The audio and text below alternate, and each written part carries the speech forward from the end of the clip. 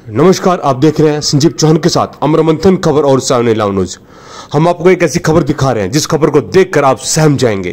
एक ऐसी खबर जिसको देखकर पूरा देश सहम गया है। एक ऐसा सत्संग जिस सत्संग में लोग जाते हैं भगवान का नाम लेने के लिए, भगवान के भजन सुनने के लिए और अपने गुरु का प्रवचन सुनने के लिए, लेकिन यह सत्संग मौत का हब बन जाता है। ये कैसा सत्संग जिसमें हो जाती है भगदड़, और इस भगदड़ में लगभग 100 के करीब लोगों की मौत हो जाती है। जी हां,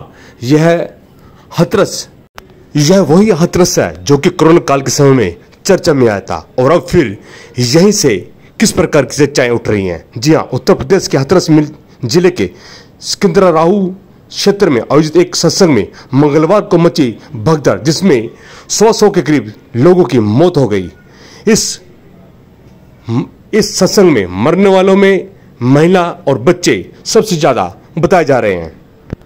बताया जाता है कि सत्संग में नहीं थे सुरक्षा के पुख्ता इंतजाम। जी हां, भोले बाबा के इस सत्संग में भक्त तो आए, लेकिन मैनेजमेंट के द्वारा किसी प्रकार का पुख्ता इंतजाम नहीं किए गए। कुछ चश्मदीद लोगों ने बताया कि सत्संग खत्म होने के बाद जैसे ही लोग आयोजन स्थल से बाहर निकले तो उसी समय भगदड़ मच गई।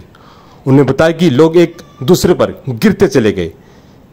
सिकंदराऊ थाने के एसएचओ आशीष कुमार ने बताया कि भगदड़ वस्तुतः अत्यधिक भीड़ होने की वजह से हुई। और आइए एक नजर डालते हैं, कौन है वह बाबा जिसका सत्संग सुनने के लिए एकत्रित हुए थे भारी संख्या में लोग। वह बाबा है नारायण साकार हरि या साकार विष्णु हरि उर्फ भोले बाबा। का जन्म उत्तर प्रदेश के एटा जिले में हुआ था। पटियाला तहसील में गांव बहादुरपुर में जन्मे भोले बाबा खुद को गुप्तचर यानी इंटेलिजेंसी ब्यूरो का पूर्व कर्मचारी बताता है।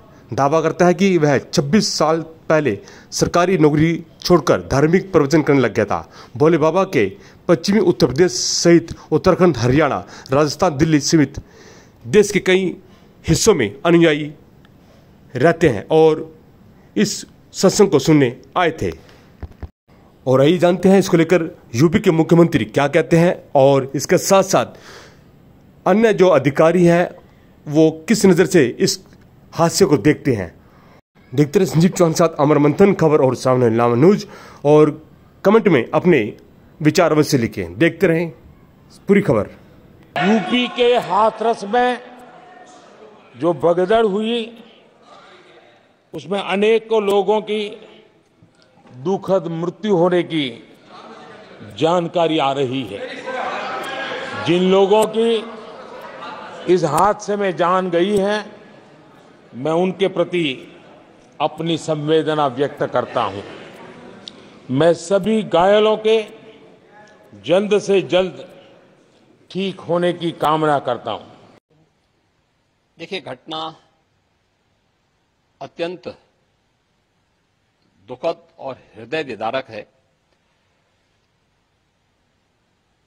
अपराह्न में 3-3:30 बजे के अंदर ये पूरा घटनाक्रम घटित होता हुआ बताया जाता है। जनपद हाथरस के सिकंदराऊ के अंदर ये पूरा हादसा घटित हुआ है। वहां पर स्थानीय आयोजकों ने एक भोले बाबा का कोई आयोजन स्थानीय गांवों में उनके द्वारा सत्संग के आयोजन के माध्यम से किए जाते रहे हैं, और स्थानीय भक्तगण उस कार्यक्रम में भाग लेते हैं।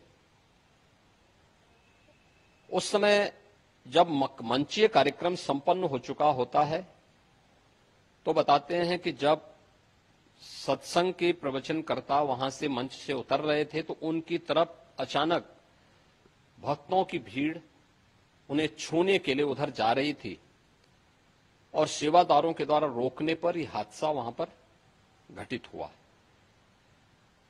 इस पूरे मामले की जांच के लिए हम लोगों ने एडिशनल डीजी आगरा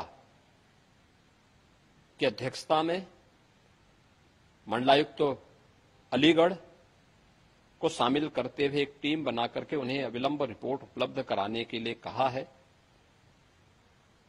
घटना को देखते हुए प्रदेश के मुख्य सचिव और डीजीपी वहीं पर कैंप कर रहे हैं।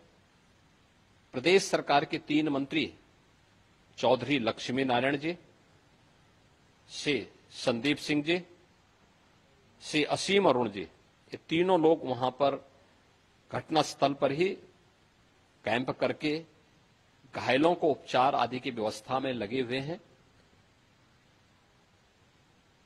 आदरणीय प्रधानमंत्री जी ने भी और आदरणीय गृह मंत्री जी ने भी इस घटना पर अपना गहरा दुख व्यक्त करते हुए शोक संतप्त परिजनों के प्रति अपनी संवेदना व्यक्त की है। और भारत सरकार ने भी और राज्य सरकार ने भी मृतक के परिजन को 2-2 लाख रुपए की और गंभीर रूप से घायल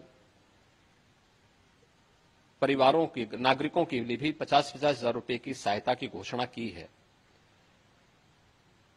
राज्य सरकार इस पूरी घटना की तह में जाएगा। ये हादसा है या साजिश, यह भी हम इसकी तह में जाकर के इसको देखेंगे। इस प्रकार की घटना पर पीड़ितों के प्रति संवेदना व्यक्त करने की बजाय राजनीति करना यह अत्यंत दुर्भाग्यपूर्ण है और निंदनीय भी। जो लोग इस पे कुछ राजनीतिक दल इस पे राजनीति भी कर रहे हैं, इसको गलत बता रहे हैं, आपको लगता है कि इस तरीके की घटना जब होती है तो राजनीति करने के बजाय सरकार देखिए ये समय पीड़ितों के घावों पर मलहम लगाने का है, पीड़ितों के प्रति संवेदना का है। सरकार इस मामले में पहले से संवेदनशील है और सरकार इस मामले की तह में जाकर के साजिशकर्ताओं को भी और इस घटना के जिम्मेदार जो हैं उनको भी और करने के बाद उनके परिजनों को ऑफिशियली कितनी, और अभी जो हम लोगों के पास सूचना एकत्रित हुई है वो लगभग 116 लोग हैं जिनकी मृत्यु हुई है। उसमें 7 बच्चे हैं और अभी 1 पुरुष के बाद में बाकी 6 महिलाएं हैं। और इसमें जिन लोगों का शिनाख्त हो पाया है वो लगभग 72 लोग। मिसिंग कितने हैं सर? तो नहीं, मिसिंग कोई नहीं है। सर किसी के खिलाफ कार्रवाई भी होगी? इसके अलावा बता रहा हूँ उनकी शिनाख्त की कार्रवाई की जा रही है, उनके फोटोग्राफ वगैरह लिए गए, अलग मैकेनिज्म से उनके परिजनों को लोकेट करने की कोशिश। सर खलनायक कौन है सर? इसकी भूमिका सामने आ रही है। इसमें कितने लोगों की इकट्ठा होने की कोशिश है? शासन की ओर से जो इसमें किया जा रहा है वो मैं आपको बता रहा हूँ कि बहुत तत्परता के साथ उनके इलाज आदि कैमरा बिल्कुल मुंह पर रख दिया है और उनके घर तक पहुंचाने की व्यवस्था की जा रही है। जो मृतक हैं पुलिस के साथ वो वहाँ तक पहुंचाए जाएंगे। राज्य सरकार ने इसमें 2 लाख मृतकों के लिए और 50,000 घायलों के लिए देने की बात कही है और इतनी ही धनराशि केंद्र सरकार की ओर से भी उन परिवारों को दी जाएगी। अभी तक की जांच में जिम्मेदार कौन है सर? जिम्मेदार कौन है? मंत्री जी ने एडीजी और कमिश्नर इन 2 लोगों को बताया है कि 24 घंटे के अंदर अपनी जांच पूरी करके रिपोर्ट दें।